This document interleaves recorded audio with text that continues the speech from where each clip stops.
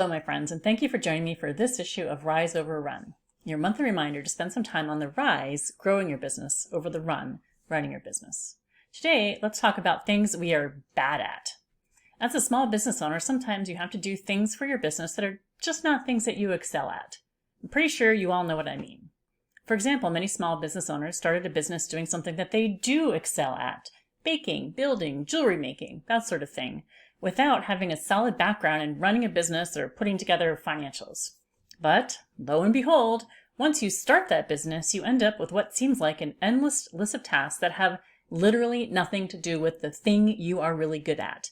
Recruiting employees, chasing down unpaid invoices, asking for a loan, making a sales call, designing an ad, supervising employees, writing a contract. I could go on and on.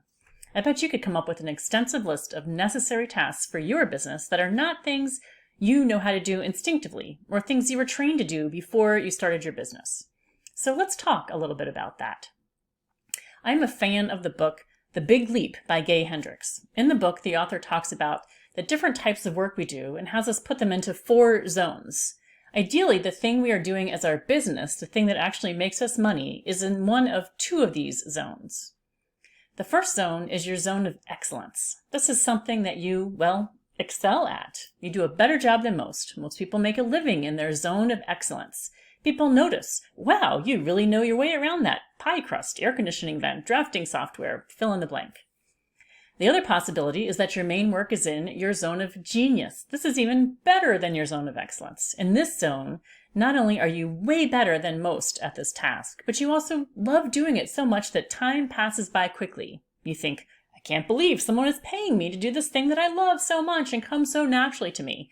How awesome is that? We would all love to operate in this zone. So let's say, my small business friends, that the main services or product you deliver to your customer are in one of these 2 zones, your zone of excellence or your zone of genius. That's great, just as it should be. Way to go. You found what you love doing and you're getting paid to do it. But remember how I started this discussion? Talking about the need to do things you are bad at, or at least not very good at. According to Gay Hendricks and The Big Leap, these tasks fall under the other 2 zones. First is your zone of competence. You can do these things, you may not like them, but you are capable and can get them done. Maybe that's using QuickBooks or putting together a job description for a new employee. Things that go along with running your business that you have learned how to do, get them done, and don't think about them much. And then finally, we come to my main discussion point, the final zone, your zone of incompetence. Yep, the things you're not very good at. For many small business owners, this is either finances or marketing, or both. Designing your own website, chasing invoices, understanding cash flow, preparing financial statements, putting together a marketing campaign. I bet you could name a few things right now that you have to do for your business that fall into this zone of incompetence. And if you've worked with me before, you know that I like to emphasize that we should be spending our time in our zones of genius and excellence as much as possible. But today I want to acknowledge that sometimes we have no choice but to spend time in our zones of competence and incompetence, and that can be perfectly all right. Let's face it, we don't always have the budget to hire a bookkeeper or controller or a marketing person or a web developer, much as we'd like to. So we do the next best thing. We bootstrap, watch a few YouTube videos, read a few instructional articles, ask our favorite AI chatbot, and do our best. It takes us longer than if we were an expert, but it probably costs us less in time than it might if we paid an expert. So how do you decide when you should lean into your zone of, I'm not so great at this, and when you should just give up altogether and hire someone? Well, there's no easy answer to that, but here are some things to consider based on my own experience and that of the small business owners I've worked with over the year. If you have tasks that fall into your less than great zones and you give them a try or take them on for some period of time, here are some things that you will learn.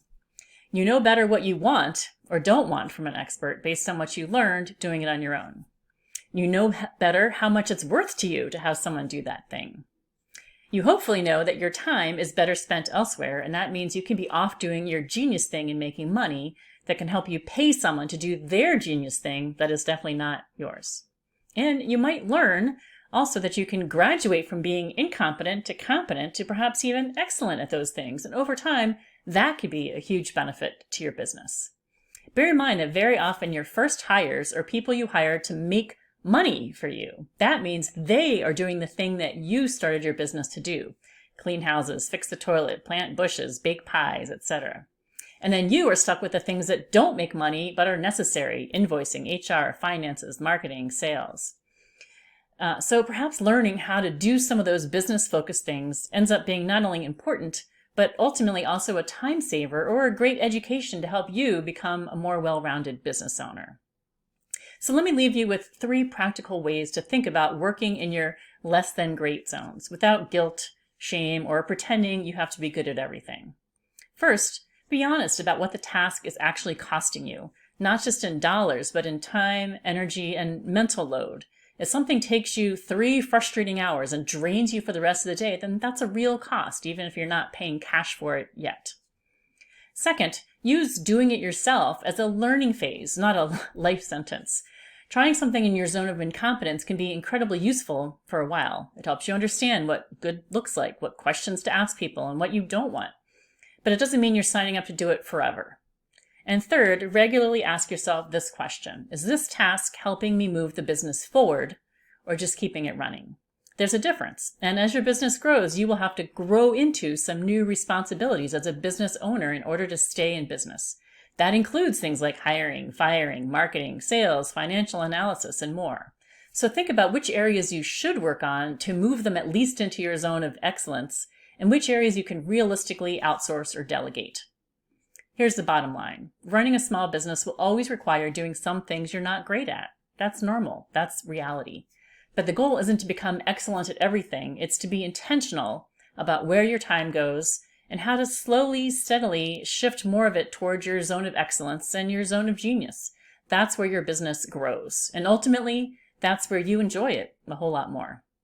Thanks for joining me this week for Rise Over Run. If you want to learn more about my business, my online accountability club, your ROI club, or the business owner roundtables groups I run, reach out to me at kelly@secondstagegrowth.com and check out my Second Stage Growth website. I'm here to help. Thanks for joining me.